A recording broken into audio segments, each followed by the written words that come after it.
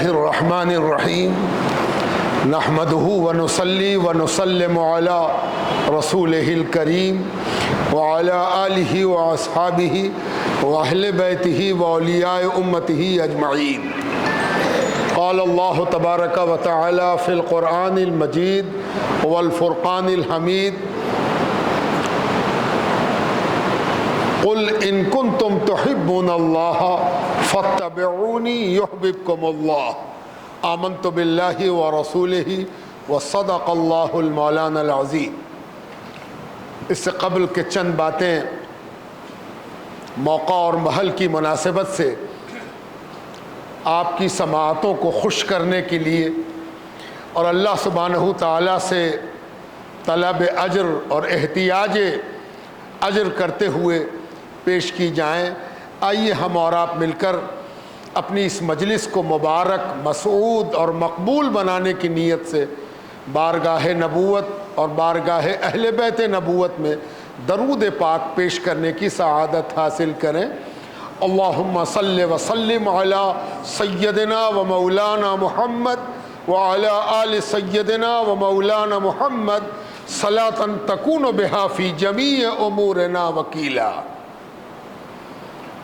جیسا کہ آپ نے سنا ہوگا یا ابتدا میں آپ تک یہ بات پہنچی ہوگی کہ آج عرس کی تاریخ ہے، یکم محرم الحرام ہے، اور آج ایک ایسے بزرگ، ایک ایسے صوفی، ایک ایسے عالم ربانی، ایک ایسے علامۃ الدہر کے عرس کی تاریخ ہے جس سے پوری دنیا کے انسانوں کا، مسلمانوں کا اور بطور خاص علماء کا اور اخص الخاص صوفیاء کا، ہندوستان کے مسلمانوں کا، ہندوستان کی تاریخ کا، ہندوستان کی ثقافت کا، اس بر صغیر کی سنسکرتی کا بڑا گہرا تعلق جس بزرگ سے ہے، ان کا عرس ہے، اور ان کو دنیا شیخ الشیوخ کے نام سے جانتی ہے،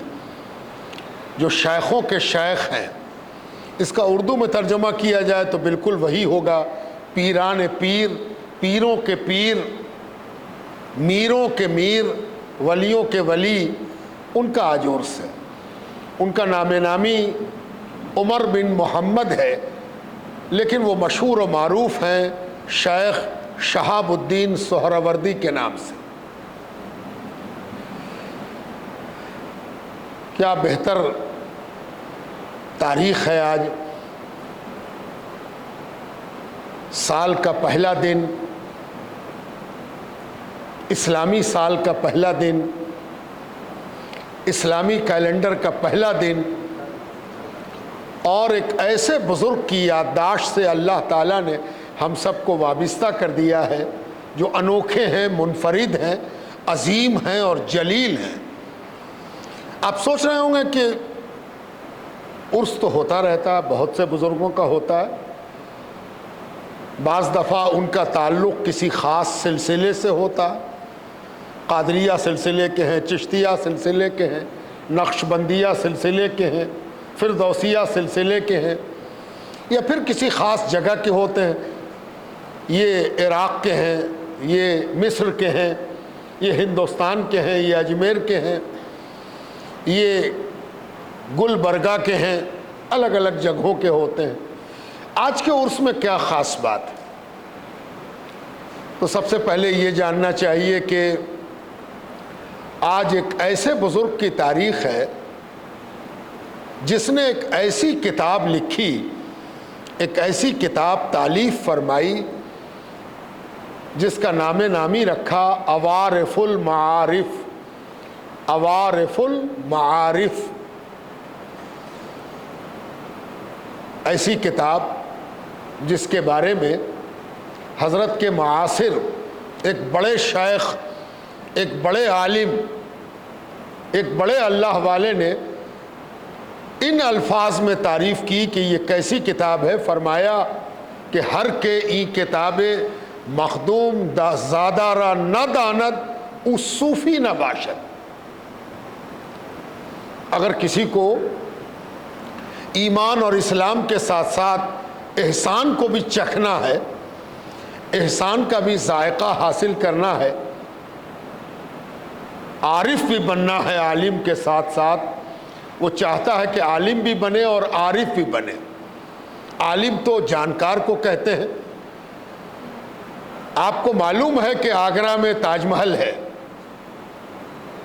آگرہ اتر پردیش میں ہے، اتر پردیش کا ایک نگر ہی نہیں مہانگر ہے۔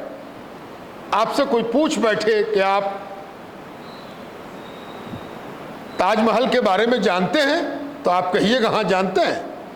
کہاں ہے؟ آگرہ میں ہے۔ آگرہ کہاں ہے؟ اتر پردیش میں ہے۔ اتر پردیش کہاں ہے؟ ہندوستان میں ہے۔ یہ آپ کی جانکاری ہے اور اس کی بنیاد پر آپ کہہ سکتے ہیں کہ ہم تاج محل کو جانتے ہیں۔ لیکن اگر کوئی آپ سے پوچھے کہ آپ پہچانتے بھی ہیں، یعنی آپ نے اس کو دیکھا ہے، آپ نے اس کو چھوا ہے، آپ اس کے دروازے کے بارے میں کچھ بتا سکتے ہیں، آپ اپنے کچھ ذاتی تجربات اور مشاہدات، کیفیات بیان کر سکتے ہیں کہ آپ نے تاج محل کو اس طرح دیکھا ہو کہ آپ کا کوئی ذاتی تجربہ ہو، تو آپ کہیں گے نہیں، معاف کیجئے گا، ہم دیکھ نہیں سکیں، ہم جانتے تو ہیں لیکن ہم اس کی معرفت نہیں رکھتے۔ یہی فرق ہے عالم اور عارف میں۔ عالم کہتے ہیں جانکار کو اور عارف کہتے ہیں ذاتی پہچان رکھنے کو۔ کوئی ضروری نہیں کہ عارف سب کچھ پہچان جائے، لیکن اس کی پہچان اس کی اپنی ذاتی ہوتی ہے، ذاتی تجربات، ذاتی لذت، ذاتی ملاقات اگر کسی کے پاس ہے تو وہ عارف ہے۔ ایک بار امام احمد ابن حنبل سے کسی نے پوچھا تھا کہ آپ اتنے بڑے عالم ہیں اور ایک مجذوب کے پاس جاتے ہیں۔ وہ مجذوب جس کو دنیا دیوانہ کہتی ہے، جو عقل سے عاری ہے، مست ہے، بے خود ہے، مجنون ہے، آپ اس کے پاس کیوں جاتے ہیں؟ دنیا آپ کے پاس علم لینے آتی ہے، آپ صاحب علم ہو، دنیا آپ کی پیاسی ہے، دنیا آپ کی بھوکی ہے، بھلا آپ کو کیا پڑی ہے کہ اس دیوانے کے پاس جائیے؟ تو امام احمد ابن حنبل، اللہ ان کی ذات پر، ان کے معاملات پر اپنی رحمت نثار فرمائے، انہوں نے ایک جملے میں بڑی بات کہہ دی تھی اور فرمایا تھا، جس اللہ کو میں جانتا ہوں اس کو وہ پہچانتا ہے۔ میرے پاس اللہ سبحانہ تعالی کا علم ہے، میں علم رکھتا ہوں، وہ اللہ سبحانہ تعالیٰ کی معرفت رکھتا ہے، تو میں علم والا ہو کر معرفت کی خوشبو سونگھنے اس کے پاس جاتا ہوں۔ یہی وہ فرق ہے جو عالم اور عارف کے درمیان آدمی کی جستجو میں اضافہ کرتا ہے، بشرطے کہ وہ آدمی اس لائق ہو۔ اگر علم اس کو مطمئن، نابینا، متکبر، مغرور بنا دے تو وہ عالم ہوتے ہوئے بھی حضرت آدم کی مٹی ہی دیکھ پاتا ہے، ان کے اندر اللہ کی خلافت کی خوشبو نہیں دیکھ پاتا۔ اور اسی لیے عارف ہونا عالم ہونے کی انتہا ہے۔ جب کوئی عالم ہوتا ہے تو اس کے اندر یہ تمنا اگر پیدا ہوئی کہ ہم عارف بھی ہو جائیں تو اس کے مطلب یہ ہے کہ اس کا علم اس کو نفع پہنچا رہا ہے، اور اگر اس کا علم اس کو معرفت سے بے نیاز کر رہا ہے تو وہی علم اس کے لیے حجاب اکبر بنتا ہے، جس کے لیے کہا گیا ہے کہ حجاب اکبر ہے علم۔ ہاں، علم حجاب اکبر بھی ہے اور علم معرفت اکبر کا سبب بھی ہے۔ اب دیکھنا یہ ہے کہ یہ حجاب اکبر بن رہا ہے یا معرفت اکبر کا وسیلہ بن رہا ہے۔ تو یہاں جو بزرگ آج جن کا عرس ہے ان کی کتاب کے بارے میں کہا جاتا ہے کہ ہر کے این کتاب مخدوم دار زادہ را نہ دانت اس صوفی نہ باشد، یعنی اگر کوئی عالم ہے اور عارف ہونے کا دعوے دار ہے تو اس سے پوچھا جائے گا کہ عوارف المعارف دیکھی ہے، عوارف المعارف پڑھی ہے، عوارف المعارف سے تمہارا کوئی تعلق ہے؟ اگر کہہ دے کہ ہے تو اس کے مطلب یہ عالم ہے جو عارف بھی بننا چاہتا ہے، اور کہہ دے کہ نہیں ہے تو عالم تو ہے، عارف ہونے کے طرف اس کے سفر کا آغاز نہیں ہوا ہے۔ عوارف المعارف ہوتا یہ ہے کہ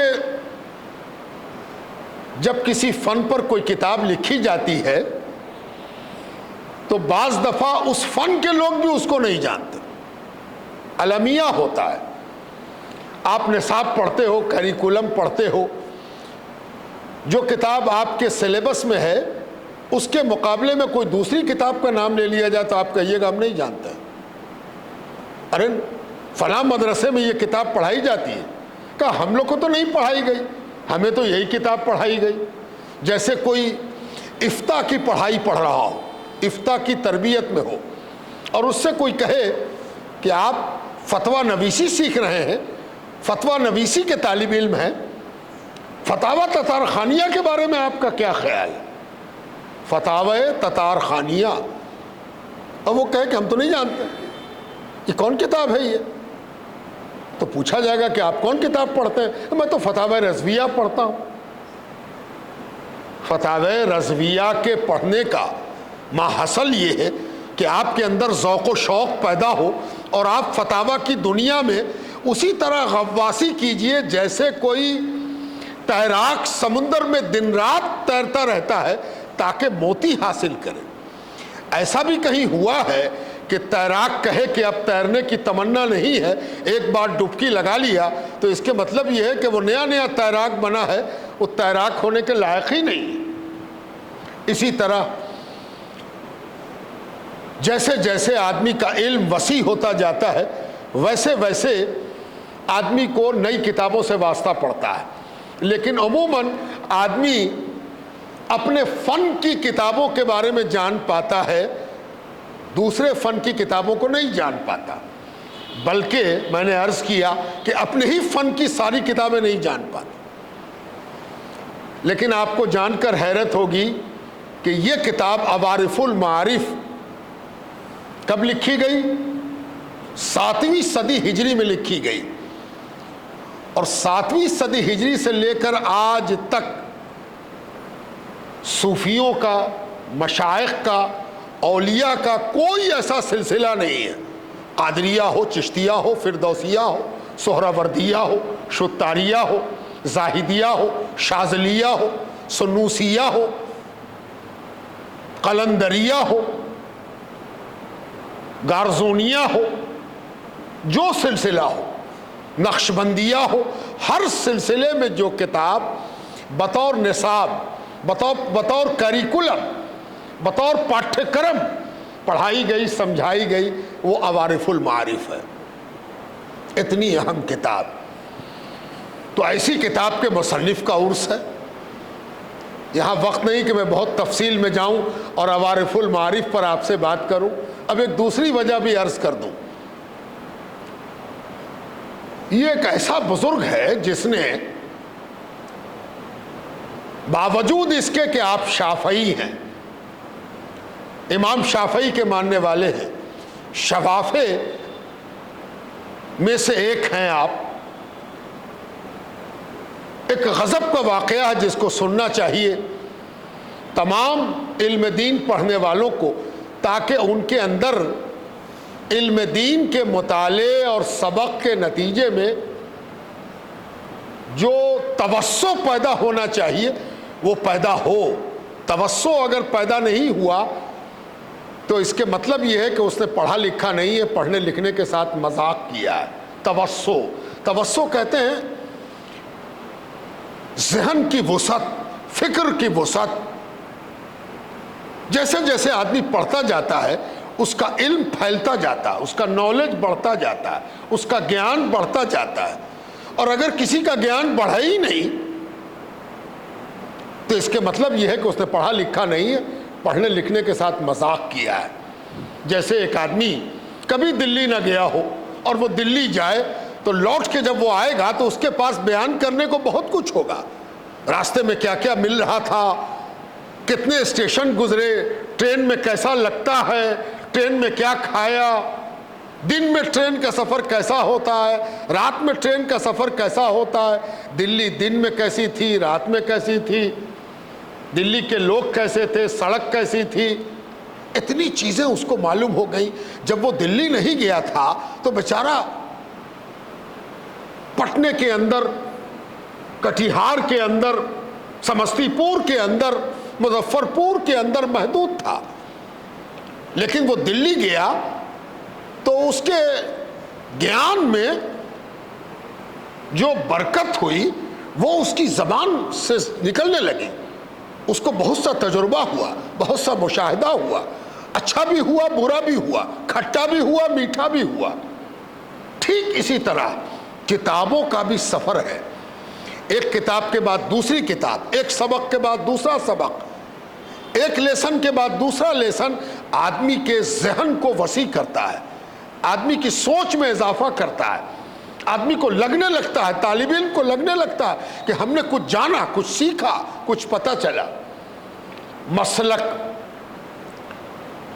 ظاہر ہے کہ کوئی نہ کوئی مسلک ہوگا، کوئی نہ کوئی اسکول آف تھاؤٹ ہوگا۔ آپ کا مسلک ہے، آپ اس کو خوب جانتے ہیں، دوسرے مسلک کے بارے میں آپ کی جانکاری بہت محدود ہوتی ہے۔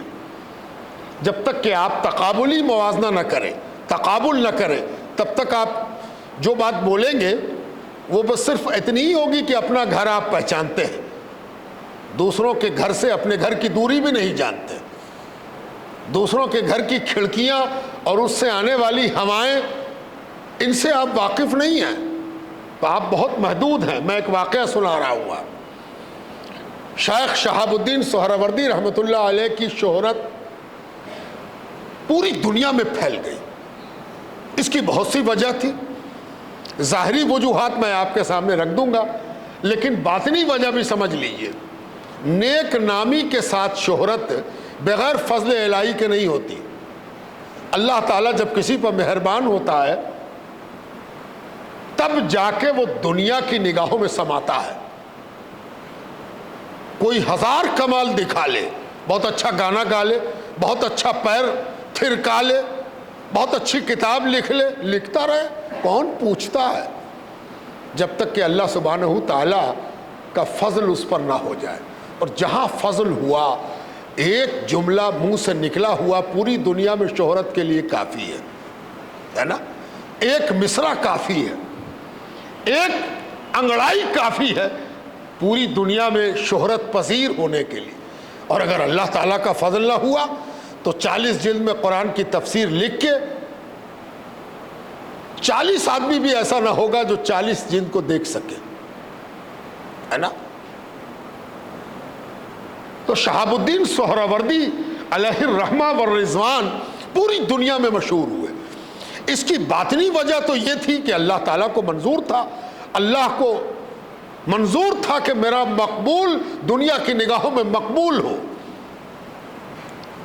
ظاہری وجہ یہ تھی کہ آپ اپنے وقت کے اتنے بڑے بزرگ تھے، اتنے بڑے عالم تھے، اتنے بڑے فقیہ تھے، اتنے بڑے محدث تھے، اور اس ظاہری وجہ کی بھی کوئی باطنی وجہ ہوتی ہے۔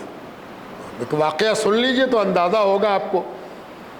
جب شہاب الدین سہروردی رحمۃ اللہ علیہ پڑھتے تھے، طالب علموں سے میں مخاطب ہوں، آپ میں سے کچھ لوگوں کو کبھی کبھی لگتا ہوگا ہائے میرے پاس بہت اچھا کپڑا نہیں ہے، بہت دولت مند ماں باپ نہیں ہے۔ بعض دفعہ لوگ کہتے ہیں ہم کو بھی موقع ملتا تو ہم بہت پڑھتے، لیکن آپ کو جان کر حیرت ہوگی کہ صرف 6 مہینے کے تھے شہاب الدین سہروردی کہ ان کے والد شہید ہو گئے۔ 6 مہینے کے، صرف 6 مہینہ۔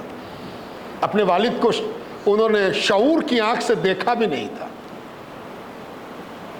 اس لیے اگر کوئی یہ سمجھتا ہے کہ میرے ماں باپ نہیں ہیں تو طالب علموں میں سے اس کو دھیان رکھنا چاہیے کہ ہم اس نبی کی امت ہیں جس نبی کو اللہ نے یتیم پیدا کیا، اور ہم ان اولیاء کے محبت کرنے والے ہیں جنہوں نے یتیمی میں اپنا وقت گزارا۔ یتیمی کوئی رکاوٹ نہیں ہے، یتیمی کوئی حرج نہیں ہے، یتیمی کوئی سد راہ نہیں ہے، یتیمی کوئی داغ نہیں ہے۔ 6 مہینے کا یتیم وہ ہے شہاب الدین سہروردی۔ قرآن کریم کی تعلیم کی اور تعلیم پائی تو قراءت سبا کی نہیں، عشرہ کی سیکھ گئے۔ عشرہ کے قاری تھے حضرت، 10 لہجے میں قراءت سیکھی تھی آپ نے۔ تعلیم تربیت آپ کی چچا نے کی، شیخ ابو نجیب عبد القاہر سہروردی اس وقت کے سب سے بڑے مدرسے کے صدر مدرس تھے، شیخ کل تھے۔ شیخ ابو نجیب عبد القاہر سہروردی، انہوں نے آپ کی تربیت کی، وہ آپ کے اپنے سگے چچا تھے۔ لے آئے بغداد ان کو۔ سہرورد ایک گاؤں ہے زنجان کے پاس، ایران میں زنجان ایک علاقہ ہے، اور زنجان کی پہاڑیوں کے نشیب میں ایک وادی ہے جس کا نام ہے سہرورد، اور سہرورد کے آپ رہنے والے تھے۔ بزرگوں کے خاندان سے آپ کا تعلق تھا۔ آپ کو چچا بغداد لے آئے۔ بغداد آئے تو یاد رکھیے، جب اللہ تعالیٰ کسی چیز سے کسی کو محروم کرتا ہے تو دوسری چیزوں میں مالا مال کر دیتا ہے۔ یہ اصول ہے پروردگار کا۔ پروردگار جب کسی کی آنکھ کی روشنی کو بظاہر چھین لیتا ہے، لے لیتا ہے، تو عقل کو اتنا بڑھا دیتا ہے کہ آنکھ والا بھی اتنی عقل نہیں رکھتا جتنا ایک نابینا رکھتا ہے۔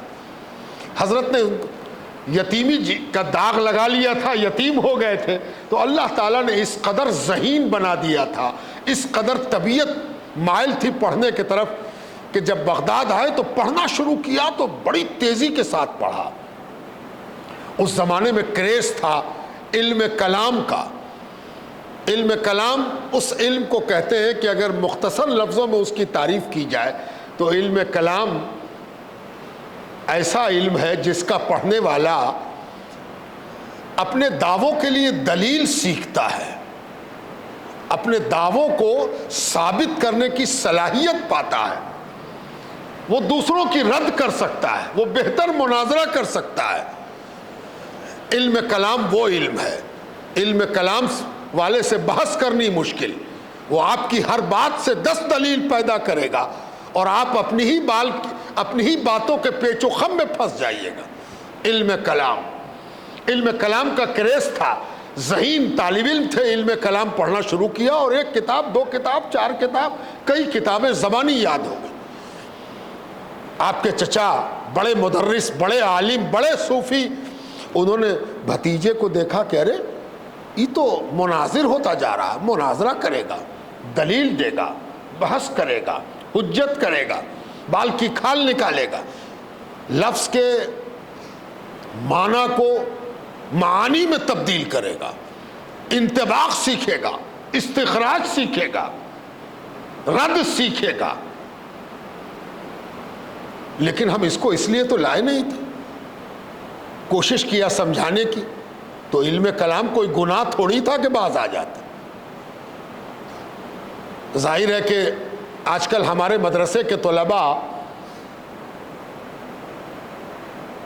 اکثر، سب نہیں، سب کی تمنا ہوتی ہے کہ کاش ہم نعت پڑھتے اور میرے ترنم میں سارا مجمع ڈوب جاتا، سب جیب خالی، سب اعتقاد کے جتنے بھی پھول ہیں سب ہم پر نچھاور ہو، ساری شردھانجلی، ساری تہنیت، ساری تحیت میرے لیے ہو۔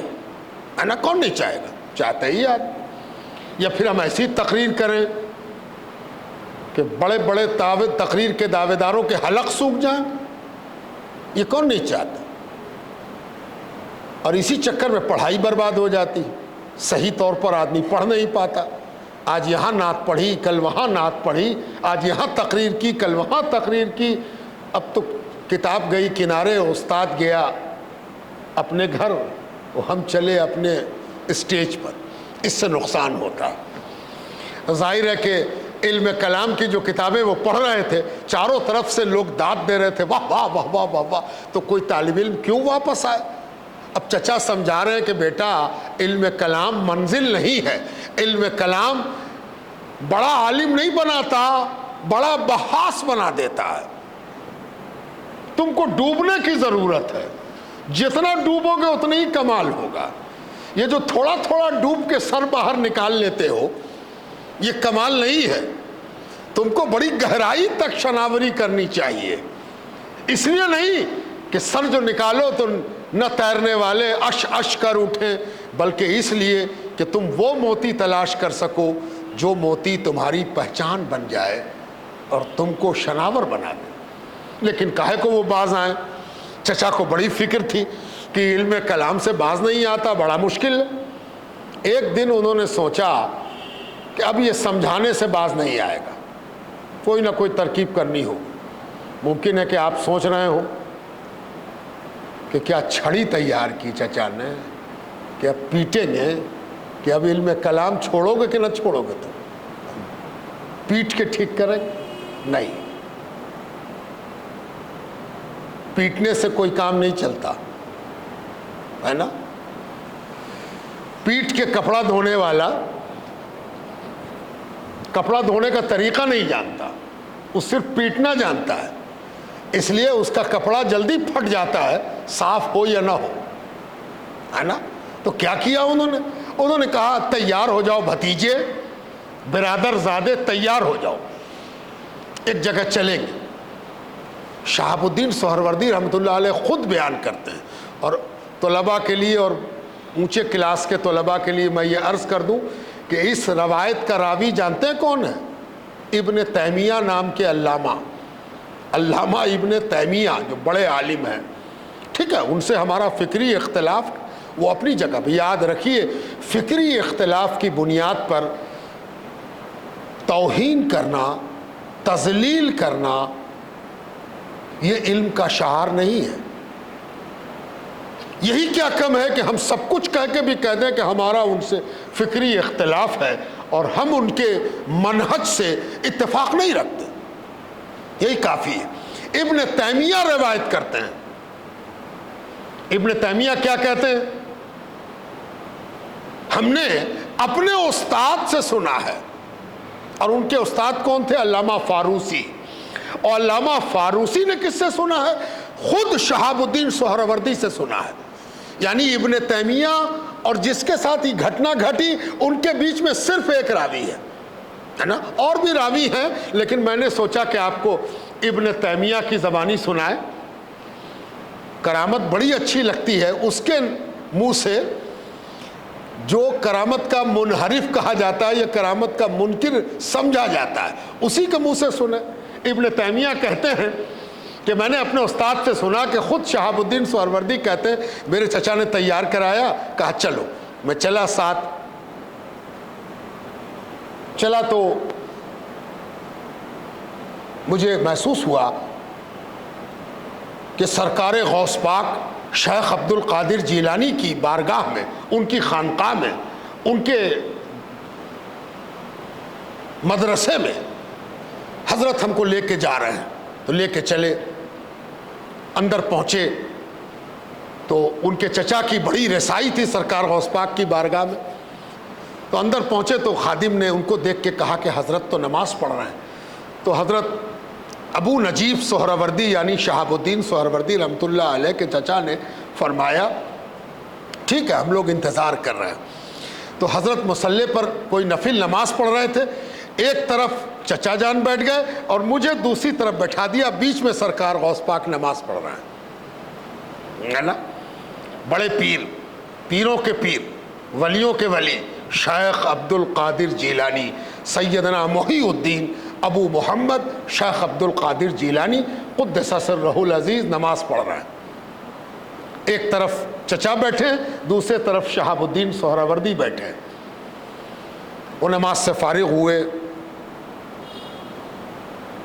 متوجہ ہوئے تو میرے چچا نے سلام عرض کیا، میں نے بھی سلام عرض کیا۔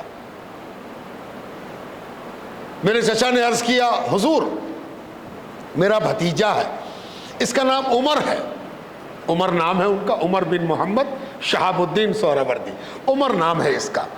حضور بہت ذہین ہے، بہت تیز ہے، حافظہ بہت اچھا ہے، رغبت اس کی علم کلام کی طرف ہو گئی ہے، ہزار چاہتا ہوں کہ علم کلام سے طبیعت باز آئے اور دوسرے علوم و فنون کی طرف توجہ کرے جو اس کی شخصیت اور اس کے ذات کے لیے بہتر ہو، لیکن طبیعت اس کی ہٹتی نہیں۔ حضور کی خدمت میں لائے ہیں، حضور جو فیصلہ فرما دیں۔ اب شہاب الدین سہروردی رحمۃ اللہ علیہ فرماتے ہیں سرکار غوث پاک میری طرف متوجہ ہوئے اور مجھ سے بڑے شغف اور محبت سے پوچھا کون کون کتابیں پڑھی ہیں علم کلام کی؟ کیا انداز ہے سرکار غوث پاک، کون کون کتابیں پڑھی ہیں آپ نے؟ مجھے موقع ملا، غوث پاک کے سامنے بات کرنے کا موقع ملا، غوث پاک پوچھ رہے کون کون کتابیں پڑھی ہیں، تو میں بھی شروع ہوا، شہرستانی کی یہ کتاب اور فلاں علامہ کی وہ کتاب اور فلاں علامہ کی وہ کتاب، حضور سب زبانی یاد ہے مجھ کو۔ اور سرکار غوث پاک نے داد دی، ماشاء اللہ بہت خوب، کیا کہنے، سبحان اللہ، واہ واہ واہ واہ، اچھا یہ بھی یاد ہے آپ کو، اچھا یہ بھی یاد ہے آپ کو، اچھا وہ بھی یاد ہے آپ کو۔ میں سرکار غوث پاک کی داد میں یوں بہتا گیا جیسے کوئی اچھا ناوک، ناخدا، ناؤ چلانے والا، کشتی کا ناخدا بیٹھنے والے کو خوش کرنے کے لیے ذرا تیز پتوار چلائے اور ناؤ لہروں پر بہے اور ہواؤں کی ٹھنڈی ٹھنڈی ٹھنڈا ٹھنڈا جھونکا ہوا کا بیٹھنے والے کو مسحور کر دے اور بیٹھنے والا بھول جائے کہ منزل کہاں ہے، وہ تو آبی سفر کی لذت میں کھو جائے، ویسے ہی سرکار غوث پاک کی تعریفوں میں کھو گیا کہ میں کس لیے لایا گیا ہوں اور کاہے کو پہنچایا گیا ہوں، ہے نا۔ اور جب اس ماحول میں پہنچا تو سرکار غوث پاک نے مجھ سے صرف ایک جملہ کہا، اور جملہ کہتے وقت اپنا دایاں ہاتھ میرے سینے پر رکھا، میرے قلب پر، میرے سینے پر، میرے صدر پر اپنا دایاں ہاتھ رکھا۔ کس نے؟ سرکار غوث پاک نے۔ اور کیا کہا؟ ما ہوا من زاد القبر، ما ہوا من زاد القبر، مفہوم یہ ہے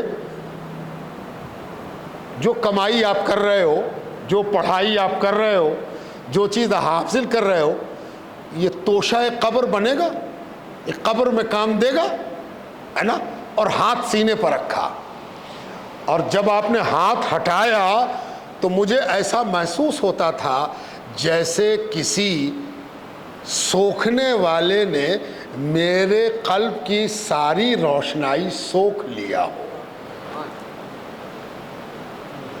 اور جب ہاتھ ہٹا تو مجھے لگا کہ میرا وہ سینہ جس میں دعوے چھپے ہوئے تھے، جس میں دلیلیں چھپی ہوئی تھی، جس میں کمال کا احساس چھپا ہوا تھا، جہاں مناظرے کی بے پناہ للک چھپی ہوئی تھی، جہاں دلیل دینے کو بہت ساری دلیلیں تڑپ رہی تھی، وہ سب گویا ان کے ہاتھ کے ساتھ ساتھ دل سے نکل چکی تھی۔ میں اپنے دل کو خالی دیکھ رہا تھا، میں سب بھول چکا تھا۔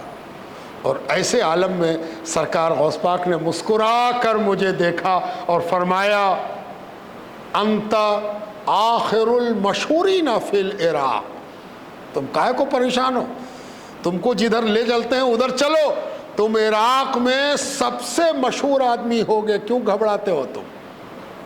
تم سے زیادہ مشہور کوئی نہیں ہوگا، تم سے زیادہ بڑا کوئی نہیں ہوگا، تم سے زیادہ محبوب کوئی نہیں ہوگا، تم سے زیادہ مقبول کوئی نہیں ہوگا، تم مقبول ترین ہوگے۔ یہ سرکار غوث پاک نے کہا اور میرے چچا نے اجازت طلب کی اور میں ان کے ساتھ واپس آ گیا۔ وہ دن تھا اور آج کا دن ہے، بیان کرتے ہوئے شہاب الدین سہروردی کہتے ہیں اس کے بعد علم کلام کی طرف رغبت ختم ہو گئی، ہے نا۔ میں نے یہ واقعہ اس لیے نہیں سنایا، میں نے اس لیے سنایا تھا کہ حضرت کتنے مشہور تھے، کتنے مشہور ہوئے، کتنے مقبول ہوئے، اللہ کا فضل سرکار غوث پاک کی دعاؤں کے شکل میں ان پر برسا، تب کیا ہوا؟ پوری دنیا سے لوگ حضرت کے پاس آتے تھے، جو نہیں آ پاتے تھے وہ پوری دنیا سے خط لکھتے تھے، مکتوب لکھتے تھے، چٹھی لکھتے تھے، مراسلہ لکھتے تھے، مکاتبہ کرتے تھے کہ یہ حضرت یہ سوال ہے، ہم آ نہیں پا رہے ہیں، میرا ایک آدمی 500 کلومیٹر 5000 کلومیٹر چل کے جا رہا، جواب عنایت فرما دیتے۔ حضرت کے اجوبہ کو، جوابوں کو جمع بھی کیا گیا، ایک سوال اور ایک جواب بھی سنا دیتے ہیں آپ۔ ایک بار ایک بڑے عالم نے حضرت کے پاس لکھا کہ حضرت جب عبادت میں لگتے ہیں، ہم عبادت کرتے ہیں، سب کام سے چھوڑ کے عبادت کی طرف لگ جاتے ہیں، تو عبادت کرنے سے غرور پیدا ہوتا، تکبر پیدا ہوتا، عجب کا لفظ استعمال کیا، عین جیم بے، عجب پیدا ہوتا ہے، یعنی احساس برتری، ہم نمازی ہیں، ہم تسبیح گزار ہیں، ہم تہجد گزار ہیں، ہم بڑے ہیں۔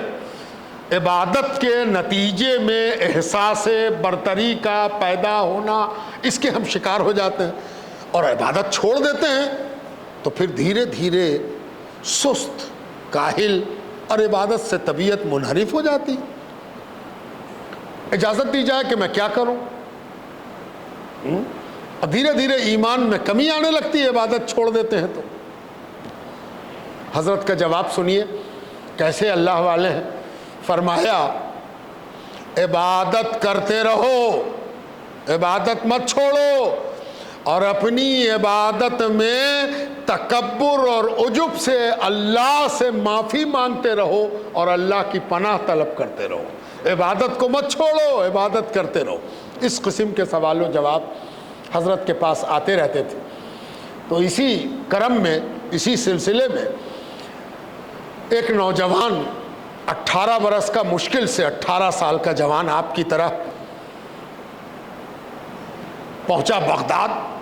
نام اس کا بہاؤالدین زکریہ ملتانی، بہاؤالدین زکریہ ملتانی، غضب کا آدمی ہے نا۔ آج آپ چلے جائیے، کل کے ہندوستان، آج کے پاکستان میں حضرت بہاؤالدین زکریہ ملتانی کا آستانہ ہے ملتان میں، آپ وہاں جائیں گے تو اس کی ٹھکری ٹھکری سے ان کی عظمت کا احساس ہوگا۔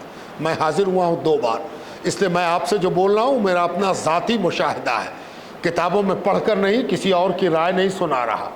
حضرت بہاؤالدین زکریہ ملتانی، ان کے نام سے یونیورسٹی ہے، پورا ملتان، پورا ہندوستان ان کی عظمت کا ترانہ پڑھ رہا ہے، جو جاہل ہے سو جاہل ہے۔ حضرت بہاؤالدین زکریہ ملتانی 18 سال کی عمر میں شہاب الدین سہروردی کی خدمت میں پہنچے، خانقاہ میں حاضر آئے۔ 18 سال کا جوان، مشکل سے 18 دن رہے ہوں گے حضرت۔ 18ویں دن اجازت نامہ لکھا گیا، خلافت نامہ۔ اب خلافت نامہ ملنے کی باری آئی تو ہلہ ہو گیا، خلافت مل رہی، خلافت مل رہی۔ ارے 18 سال کا جوان اور 18 دن میں خلافت! اور ہم لوگ 50 برس عمر ہو گئی، 40 سال عمر ہو گئی، 30 سال سے تو ہم ہیں، 15 سال سے تو ہم ہیں، 5 سال ہم کو گزر گیا، 3 سال سے ہم پڑے ہوئے ہیں، ہم کو حضرت نے خلافت نہیں دی۔ آخر کیا وجہ ہے؟ میں وجہ نہیں سناؤں گا، آج وقت کم ہے، وقت زیادہ ہو رہا ہے، اس لیے پھر کبھی انشاءاللہ۔ لیکن اصل جو سنانا مقصود ہے کہ جب اجازت نامہ لکھ دیا حضرت نے، حضرت بہاؤالدین زکریہ میں ایک جملہ سن لیجئے کہ جب کسی کا اعتراض حضرت کے کانوں میں پڑا کہ کوئی کہہ رہا ہے کہ 18 دن میں اس کو اجازت خلافت مل گئی، تو حضرت نے فرمایا تھا میرا کام تو دیا سلائی لگانا ہے نا، میں آگ لگاتا ہوں، دیا سلائی لگاتا ہوں۔ اب گیلی لکڑی ہے تو اس کو آگ پکڑنے میں وقت لگتا ہے، سوکھی لکڑی ہے تو دیا سلائی سٹی نہیں کہ آگ لگی۔ کیا بڑے آدمی کی بات دیکھیے، کہا میرا کام تو دیا سلائی لگانا، چولہا سلگانا ہے نا، آگ لگانا ہے، روشن کرنا ہے۔ اب میں کیا کروں؟ کوئی گیلی لکڑی ہے تو سوکھتی ہی نہیں، آگ پکڑتی ہی نہیں، تو میں کیا کروں؟ اب کوئی سوکھی لکڑی بن کے آیا ہے اور دیا سلائی سٹی نہیں کہ آگ پکڑا، تو اس میں میرا کیا قصور ہے؟ تو اپنی لکڑی کے بارے میں سوچ، ہے نا۔ میں نے کیوں سنایا یہ وجہ نہیں ہے، یہ تو بیچ میں برسبیل تذکرہ یہ بات آ گئی، اس لیے سنایا کہ جب خلافت نامہ دیا بہاؤدین زکریا ملتانی کو، ہائے رہائے کہ آپ بڑے لوگ، بڑوں کا لکشن کیا ہوتا ہے. آگے بڑھے، قدم بوسی کیا اور کہنے لگے بہاؤدین زکریا ملتانی، حضور حضور سید من، پیر من، شیخ من، جان من، جانان من، حضرت میں حنفی ہوں، امام ابو حنیفہ کا پیروکار ہوں، باپ بھی حنفی، میرے دادا بھی حنفی. حضرت میری منزل تو آپ ہیں، آپ کو ہم نے وطن چھوڑ کے اختیار کیا ہے، گھر چھوڑ کے اختیار کیا ہے، آرام چھوڑ کے آپ کو اختیار کیا ہے، تو اجازت ہو تو آپ امام شافعی کے پیرو ہو، ہم بھی امام ابو حنیفہ کو ترک کر کے آپ کو اختیار کریں، شافعی ہو جاتے ہیں حضور. کامل اتباع ہوگی، کامل پیروی ہوگی. پیا کی پگڑیا اور ہمری چنریا دونوں ایک ہی رنگ میں رنگ دے رہے. حضرت ہم بھی شافعی ہو جاتے ہیں. آج اگر ایسا ہو جائے، اللہ ماشاء اللہ، پیر میاں کی خوشی کا اور عالم صاحب کی خوشی کا کوئی ٹھکانہ نہ رہے گا کہ اتنا تیز ترار طالب علم کو ہم لے آئے اپنی طرف. کتنا بڑا کمال ہوا، اس کا مسلک بھی بدل ہی گیا ہے نا.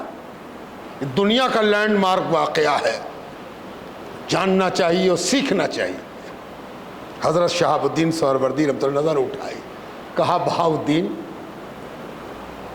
تم جس مسلک پر ہو اسی پر قائم رہو. آؤ جملہ سنیے گا، جس مسلک پر ہو اسی مسلک پر قائم رہو. اور سنو، میں نے جو تم کو اوراد و وظائف بتائے ہیں، اگر اس اوراد و وظائف میں امام ابو حنیفہ کا منہج کچھ الگ ہو تو ان کے منہج کے مطابق میرے اوراد پر عمل کرنا. ان کے منہج، ان کے طریقے، ان کے انداز، ان کے سبق، ان کے اطوار کے مطابق میرے بتائے ہوئے طریقے پر نہیں، ان کے بتائے ہوئے طریقے پر میرے اوراد و وظائف پر عمل کرنا. منہج امام ابو حنیفہ کا ہو. اس لیے ان کے عرس میں شرکت کرنی چاہیے کہ یہ وہ اللہ والا ہے جس نے دنیا میں مسلکی کشم و کش، جس نے دنیا میں مسلکی جھگڑے، فساد،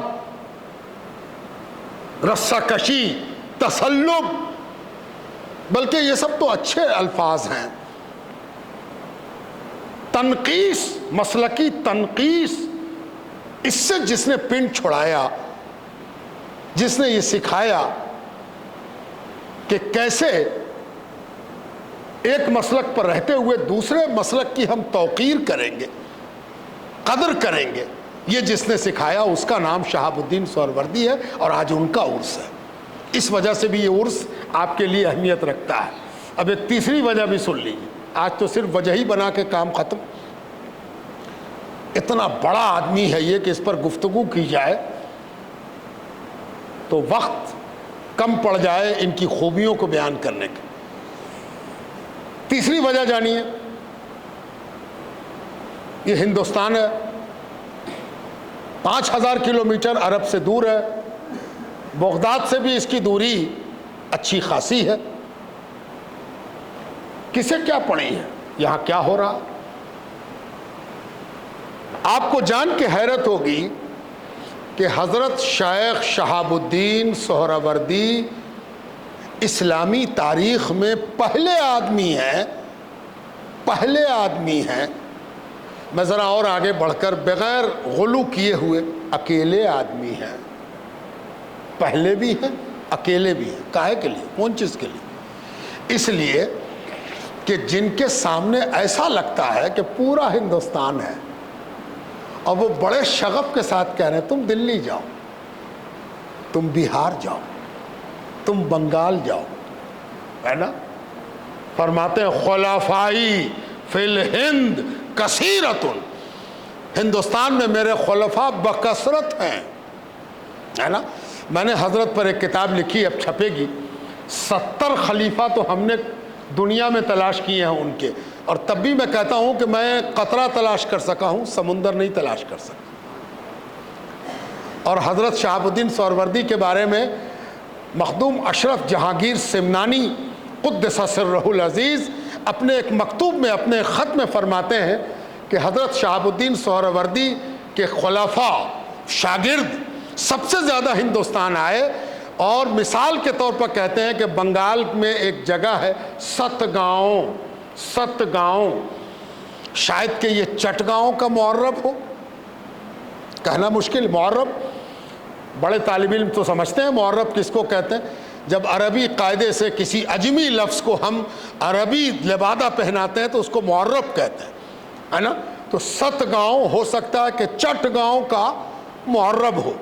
تو ستگاؤں میں بقول حضرت مخدوم اشرف جہانگیر سمنانی رحمۃ اللہ علیہ کہ 70 خلیفہ تو صرف ستگاؤں میں آئے، اللہ اکبر، شہاب الدین سہروردی رحمۃ اللہ علیہ 70 خلیفہ کہاں آئے؟ صرف ستگاؤں۔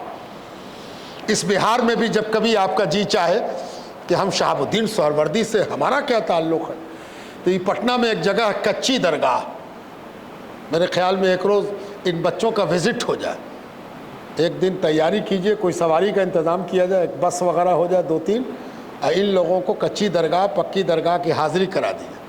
تو جب آپ کچی درگاہ جائیں گے تو پٹنے کے سب سے قدیم بزرگوں میں سے ایک ہیں، حضرت کے وصال کو 750 سال گزر گئے۔ وہ کون ہے؟ وہ بھی ہم نام ہے حضرت کے، اور حضرت کے ہی خلیفہ ہیں، شہاب الدین سہروردی رحمۃ اللہ علیہ کے خلیفہ ہیں، شہاب الدین پیر جگجوت، ہے نا؟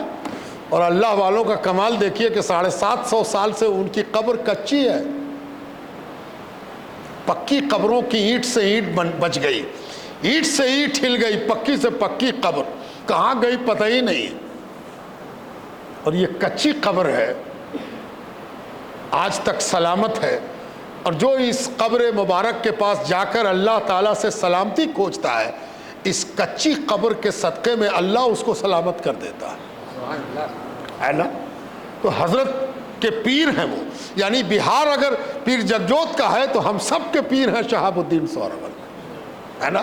اور دوسرے بزرگ ہیں مخدوم یحییٰ منیری، منیر شریف، اس کونے پر منیر اور اس کونے پر کچی درگاہ۔ منیر شریف جب آپ حاضر ہوں گے تو منیر شریف میں جو بڑی درگاہ ہے مخدوم کمال الدین یحییٰ منیری، مخدوم جہاں شرف الدین یحییٰ منیری کے والد، ان کے بارے میں بھی ایک روایت ملتی ہے کہ وہ شہاب الدین سہروردی رحمۃ اللہ علیہ کے خلیفہ ہیں، واللہ عالم۔ لیکن اگر ان کے خلیفہ نہیں بھی ہیں تو ان کے پیر و مرشد ہیں تقی الدین، شیخ تقی الدین مہسوی، یہ آپ کے پورنیہ سے آگے دال کولا سے ہوتے ہوئے ایک جگہ ہے محسوم، محسوم میں ان کی درگاہ ہے، شیخ تقی الدین مہسوی۔ حضرت کو ان سے ارادت تھی، ان سے شرف تھا صحبت کا، اور حضرت تقی الدین مہسوی رحمۃ اللہ علیہ کے پیر تھے احمد دمشقی، شیخ احمد دمشقی، دمشق کے تھے وہ، ہندوستان آئے، ان کا مزار پنڈوا میں ہے۔ اگر آپ میں سے کوئی پنڈوا گیا ہو تو پنڈوا میں حضرت علاء الحق پنڈوی کی درگاہ کی طرف جاتے ہوئے سڑک پر، سڑک کے کنارے ایک گھیرا ہوا مزار ہے، وہ شیخ احمد دمشقی کا ہے جو شہاب الدین سہروردی کے خلیفہ ہیں۔ بنگال میں جب کبھی بھی اسلام کی تاریخ لکھی جائے گی تو ایک بزرگ کا کنٹریبیوشن سب سے زیادہ مانا جائے گا، ان کا نام ہے جلال الدین تبریزی۔ جلال الدین تبریزی شہاب الدین سہروردی کے خلیفہ ہیں۔ اب چلیے دلی میں خواجہ قطب کی درگاہ پر اگر آپ گئے ہو مہرولی، تو خواجہ قطب کی درگاہ میں جاتے ہوئے چھوٹے دروازے سے جب آپ اندر گھسیں گے تو دائیں مڑیں گے تو حضرت خواجہ قطب الدین بختیار کاکی، اور بائیں طرف ذرا اونچے پر ایک دم سٹے ہوئے اونچے چبوترے پر ایک مزار نظر آئے گا، وہ حمید الدین ناگوری کا ہے، قاضی حمید الدین ناگوری۔ اور یہ کون ہے؟ یہ شہاب الدین سہروردی کے خلیفہ ہیں۔ آپ ترکمان گیٹ میں جائیں گے، ترکمان گیٹ دلی کی بہت مشہور جگہ ہے، ترکمان گیٹ پر حضرت کے خلیفہ کا مزار، حضرت کے صرف دلی میں اتنے بڑے بڑے خلیفہ ہیں کہ سبحان اللہ۔ مہرولی میں ایک بڑے خلیفہ آپ کے آسودہ ہیں، حضرت شیخ نور الدین مبارک غزنوی، شیخ نور الدین مبارک غزنوی، یہ التمش کے دربار میں پہلے شیخ الاسلام ہوئے. شیخ الاسلام پہلے شیخ الاسلام شیخ نور الدین مبارک غزنوی کس کے خلیفہ ہیں؟ شہاب الدین سہروردی کے خلیفہ ہیں.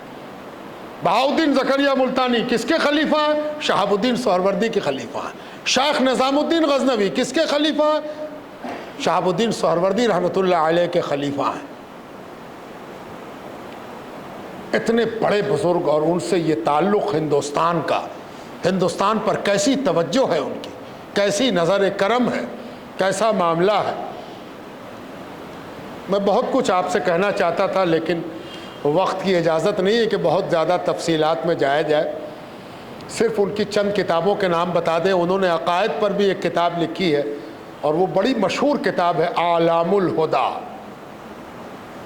اعلام الہدی عقیدت و ارباب التقی ان کی بہت مشہور کتاب ہے. ہم لوگ کوشش کر رہے ہیں کہ اس کا اردو ترجمہ یہاں سے شائع کر دیں. عربی میں ہے، عقیدے کے فن پر عمدہ کتاب ہے.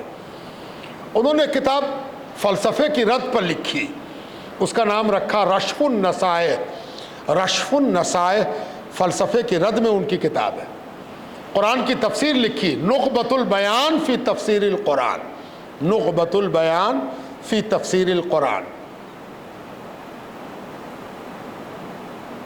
بہار کو ایک شرف اور ہے کہ آپ کی کتاب جب پڑھائی جاتی تھی تو سب سے پہلے پڑھائے جانے کا ثبوت ہندوستان میں ملتا ہے. پہلے تو یہ جان لیجئے کہ خواجہ نظام الدین اولیاء تو پڑھ لکھ کے گئے تھے پیر کے پاس، بابا فرید کے پاس. تو پیر سے صرف فیض لیا تھا کہ کچھ پڑھا بھی تھا. ایک سوال اٹھتا ہے تو کیا پڑھیں گے؟ حسامی تو پڑھ کے گئے تھے، نور الانوار قسم کی چیز تو حضرت پڑھ ہی چکے ہوں گے، قدوری پڑھ چکے تھے تب نہ دستار بندی ہوئی تھی. ہدایہ تو حضرت نے ان لوگوں سے پڑھا ہے جو مصنف ہدایہ سے ایک یا دو پشت کے بعد تھے، انہی سے ہدایہ پڑھی. حدیث پڑھ کے گئے تھے تو اپنے پیر سے کیا پڑھا؟ فرماتے ہیں الحمدللہ. کون پڑھاتے؟ فرماتے ہیں خواجہ نظام الدین اولیاء. الحمدللہ میں نے 5 باب عوارف المعارف کے اپنے پیر سے پڑھے ہیں. شہاب الدین سہروردی سے کیا پڑھا؟ شہاب الدین سہروردی کی کتاب کس سے پڑھی؟ بابا فرید گنج شکر سے پڑھی 5 باب، ہے نا. اور بابا فرید گنج شکر کیا فرماتے ہیں؟ میں ان خوش قسمتوں سے ہوں جنہوں نے شہاب الدین سہروردی کی خانقاہ میں حاضری دی ہے. اور کہتے ہیں میں بھی چند دن حضرت کی خدمت میں رہا ہوں، ہے نا. تو خواجہ نظام الدین اولیاء نے اپنے پیر کی آنکھوں میں شہاب الدین سہروردی کو دیکھا تھا. اور خواجہ نظام الدین اولیاء اپنی خانقاہ داری میں ہندوستان میں سب سے مغتنم ہیں، کیا کہنے ان کی خانقاہ کے. لیکن کبھی آپ کو یہ خیال ہو جائے کہ خواجہ نظام الدین اولیاء کی خانقاہی نظام میں آئیڈیل کون تھا، تو آپ کو جان کے حیرت ہوگی کہ خواجہ نظام الدین اولیاء جب خانقاہی نظام کے لیے سند دیتے ہیں تو اللہ اور رسول کے حکم اور اس کے سنت کے بعد اگر کسی کا نام لیا آپ نے تو کہا کہ شہاب الدین سہروردی رحمۃ اللہ علیہ ایسا ہی کرتے تھے. سند ہے. میں نے کہا سب سے پہلا ثبوت مخدوم جہاں شرف الدین یحییٰ منیری وہ پہلے آدمی ہیں جنہوں نے عوارف المعارف کا درس دیا اور وہ درس محفوظ ہے. ان سے پہلے بھی درس دیا گیا. درس دینے والے تو حضرت کے زمانے سے، شہاب الدین سہروردی کے زمانے سے درس کا سلسلہ جاری ہے، ہر سلسلے میں جاری ہے، ہر ملک میں جاری ہے. لیکن جس کے درس کی تفصیلات محفوظ ہیں وہ مخدوم جہاں شرف الدین یحییٰ منیری.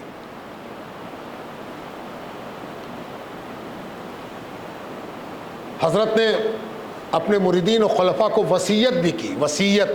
وصیت صرف مرتے وقت نہیں کی جاتی ہے. وصیت کا اصلی مقصد ہے زندگی کو بہتر بنانا. وصیت استاد بھی شاگرد کو وصیت کرتا ہے، باپ بھی اولاد کو وصیت کرتا ہے، مرید کو پیر وصیت کرتا ہے. وصیت کہتے ہیں اس مارگ درشن کو جو شیخ اس طرح دے کہ مرید کے لیے وہ زندگی کا سرمایہ ہو جائے. تو آپ کی وصیتوں کو جمع کیا گیا، اس کا نام رکھا گیا وصایا شیخ الشیوخ. وقت نہیں ہے ورنہ آپ کو وصیت سے بھی بہت کچھ سناتے ہم. لیکن بہرحال چلیے اب بات ختم کرتے ہوئے ایک بات سنا دیں کہ آپ کی ایک کتاب ارشاد المریدین ہے، عربی میں چھپ رہی ہے یہاں سے، ارشاد المریدین، اس کا متن ماں اردو ترجمہ شائع ہو رہا ہے، آپ کا جامعہ خانقاہ آپ کی شائع کرے گی۔ اس کا ایک اقتباس سن لیجئے تاکہ حضرت کی تعلیم پر بھی ایک بات ہو جائے۔ کیا کہتے ہیں؟ وَلَا تَكُونُوا مِن جُهَّالِ الصُّوفِيَّةِ فَإِنَّهُمْ لُصُوصُ الدِّينِ، خبردار جاہل صوفی مت بننا، خبردار جاہل صوفی مت بننا۔ کاہے؟ فَإِنَّهُمْ لُصُوصُ الدِّينِ، اس لیے کہ جاہل صوفی دین کا چور ہوتا ہے۔ اگر جاہل صوفی بنے تو دین کے چور اچکے بنو گے۔ چور اچکا کس لیے ہوتا ہے؟ دولت چھینتا ہے، مال چھینتا ہے، سکون چھینتا ہے۔ اور خدا نخواستہ تم جاہل صوفی بن گئے، اپنی جہالت کا تم کو احساس نہیں ہوا، اور اپنے صوفی بننے کا تم کو احساس ہو گیا کہ ہم صوفی ہو گئے، اور جہالت کا احساس نہیں ہے، تو تم کیا بنو گے؟ لوگوں کا دین لوٹو گے، لوگوں کا عقیدہ لوٹو گے، لوگوں کی شرافت دینی لوٹو گے۔ اللہ محفوظ رکھے۔ اور ایک جملہ اور سن لیجئے تاکہ عرس کا حق ادا ہو جائے، ہے نا؟ حضرت نے فرمایا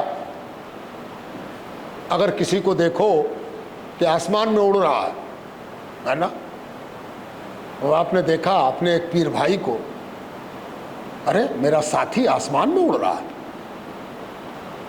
ارے دیکھو تو ذرا، یہ تو مینا کی طرح اڑ رہا ہے، یہ تو طوطے کی طرح اڑ رہا ہے۔ آدمی کہیں اڑتا ہے؟ حیرت کی بات، آسمان میں اڑ رہا، کبھی ادھر جاتا کبھی ادھر جاتا، ابھی نیم کے پیڑ پر ہے، ابھی تھوڑی دیر میں جامن کے پیڑ پر ہے، اڑ رہا۔ یطیر فی الہوا، ہوا میں تیر رہا ہو، اڑ رہا ہو۔ اور کسی کو دیکھو کہ یمشی علی البحر، دریا پر، سمندر پر ایسے چل رہا ہے جیسے کہ مدرسے کی زمین پر ٹہل رہا ہو، دریا پر چل رہا۔ اور کیا دیکھو؟ یا یہ دیکھو کہ باورچی خانے میں گیا اور لال لال آگ اس نے نکالی اور یوک یاکل النار، آگ کھا رہا ہے۔ ارے یہ تو تینوں کام بڑی حیرت کا ہے، ہوا میں اڑنا، پانی پر چلنا اور آگ کھانا۔ اور تم نے سوچا کہ اگر ایسا کر رہا ہے تب تو یہ اللہ کا ولی ہے، تو ولی میں سے ہے بھائی، اولیاء میں سے ہے۔ ارے باپ رے باپ، یہ تو ولی ہو گیا ہے۔ اب شہاب الدین سہروردی رحمۃ اللہ علیہ کہتے ہیں نہیں، ولی بننے کا یہ معیار نہیں ہے کہ کسی کو ناممکنات کو ممکن بناتے ہوئے دیکھ لو۔ کیا بتا رہے ہیں حضرت؟ ولی وہ نہیں ہے جو ناممکنات کو ممکن بنا رہا ہو۔ تو ولی کون ہے؟ تم یہ دیکھو کہ یہ جو ناممکن کام کر رہا ہے، کہیں یہ کوئی فرض جان بوجھ کے تو نہیں چھوڑ رہا ہے، کہیں یہ کوئی سنت جان بوجھ کر تو نہیں چھوڑ رہا ہے۔ جان بوجھ کے مطلب بغیر عذر شرعی، کوئی عذر ہے تب تو ٹھیک ہے، اللہ نے موقع دیا، فرصت دی ہے، اللہ تبارک و تعالیٰ نے تم کو رخصت دی ہے، رخصت شرعی سے اگر ایسا کر رہا ہے تب تو کوئی بات نہیں، لیکن رخصت نہیں، فرصت نہیں، اجازت نہیں، جان بوجھ کے فرض تو فرض، سنت کا ترک کر رہا ہو، عمدن قصدن کر رہا ہو، ارادتن کر رہا ہو، جان بوجھ کے چھوڑ رہا ہو، تو یقین جانو فَإِنَّهُ شیطان، کیا لفظ استعمال کو، شیطان ہے، اس کو شیطان جانو، اس کو ولی مت جانو۔ اس لیے کہ ولی اگر باکمال ہوتا ہے تو فرائض اور سنت پر عامل بھی ہوتا ہے، اور اگر فرائض و سنت غائب ہے اور کمال ہے تو وہ کمال جو فرض و سنت کے بغیر ہو وہ بجائے ولی بنانے کے شیطان بناتا ہے۔ یہ حضرت شہاب الدین سہروردی رحمۃ اللہ علیہ، یہ سب حضور صلی اللہ علیہ وسلم کی پیروی کا صدقہ ہے، ایسا ہی نہیں۔ ایک بزرگ ہیں سعد الدین حموی، وہ ایک روز ملنے آئے شہاب الدین سہروردی رحمۃ اللہ علیہ سے، میں نے قرآن کی آیت تلاوت کی تھی، قل ان کنتم تحبون اللہ فاتبعونی یحببکم اللہ۔ اے میرے حبیب، لوگ آپ سے پوچھتے ہیں کہ اللہ کا ولی کیسے بنتا ہے؟ قل ان کنتم تحبون اللہ فاتبعونی یحببکم اللہ۔ آپ ان سے کہیے نا، اپنی طرف اشارہ کر کے کہیے میری پیروی کرو، اللہ کے ولی بن جاؤ گے۔ یعنی نبی کی پیروی، رسول کی اطاعت، رسول کی اتباع ولی بناتی ہے، اللہ کا دوست بناتی ہے۔ سعد الدین حموی سے پوچھا گیا کہ آپ شہاب الدین سہروردی سے مل کے آ رہے ہیں، ان کے بارے میں آپ کی کیا رائے ہے؟ پورے اولیاء کے تذکرے میں اس جملے کی نظیر نہیں ہے جو میں آپ کو سنا رہا ہوں۔ ہو سکے تو کہیں پر گرہ گانٹھ باندھ کے رکھیے گا، یہ معیار بنا کے رکھیے گا۔ سعد الدین حموی نے کہا نور و متابعت النبی صلی اللہ علیہ وآلہ وسلم فی جبین السہروردی۔ میں نے حضور صلی اللہ علیہ وسلم کی اتباع کا نور سہروردی کی پیشانی میں دیکھا ہے۔ نور و متابعت النبی صلی اللہ علیہ وآلہ وسلم فی جبین السہروردی، میں ان کی پیشانی کو حضور کی متابعت کے نور سے چمکتا ہوا دیکھ کر آیا ہوں۔